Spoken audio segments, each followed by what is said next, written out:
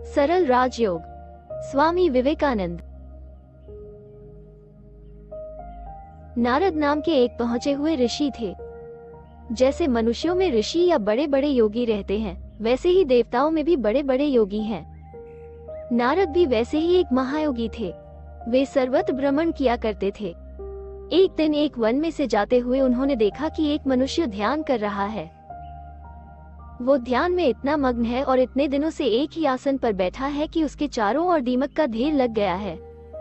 उसने नारद से पूछा, प्रभु, आप कहाँ जा रहे हैं? नारद जी ने उत्तर दिया, मैं वैकुंठ जा रहा हूँ। तब उसने कहा, अच्छा, आप भगवान से पूछते आए वे मुझ पर कब कृपा करेंगे, मैं कब मुक्ति प्राप्त करूंगा। फिर कुछ दूर और जाने पर नारद जी ने एक दूसरे मनुष्य को देखा। वो कूद फांद रहा था, कभी नाचता था तो कभी गाता था। उसने भी नारद जी से वही प्रश्न किया। उस व्यक्ति का कंठ स्वर, वाग्भंगी आदि सभी उन्मत्त के समान थे। नारद जी ने उसे भी पहले के समान उत्तर दिया। वो बोला, अच्छा, तो भगवान से पूछते आए, कब तक मुक्त होऊंगा। लौटते समय नारद जी ने दीमक के ढेर के अंदर रहने वाले उस ध्यानस्थ योगी को देखा। उस योगी ने पूछा, देवर्षि, क्या आपने मेरी बात पूछी थी? नारद जी बोले, हाँ, पूछी थी। योगी ने पूछा, तो उन्होंने क्या कहा?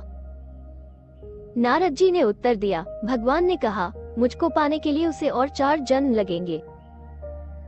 तब तो वो योगी घोर विलाप करते हुए कहने लगा, मैंने इतना ध्यान किया है कि मेरे चारों ओर दीमक का ढेर लग गया, फिर भी मुझे और 4 जन्म लेने पड़ेंगे। नारद जी तब दूसरे व्यक्ति के पास गए। उसने भी पूछा, क्या आपने मेरी बात भगवान से पूछी थी? नारद जी बोले, हाँ, भगवान ने कहा है, उसके सामने जो इमली का पेड़ है, उसके जितने पत्ते हैं, उतनी बार उसको जन्म ग्रहण करना पड़ेगा। ये बात सुनकर वो व्यक्ति आनंद से नृत्य करने लगा और बोला, मैं इतने कम समय में मुक्ति प्राप्त करूंगा।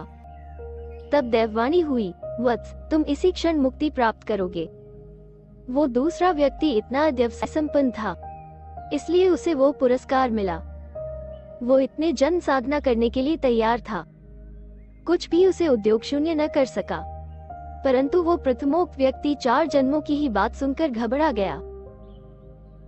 जो व्यक्ति मुक्ति के लिए सैकड़ों युग तक बाट जोहने को तैयार था, उसके समान अध्यवसाय संपन्न होने पर ही उच्चतम फल प्राप्त होता है।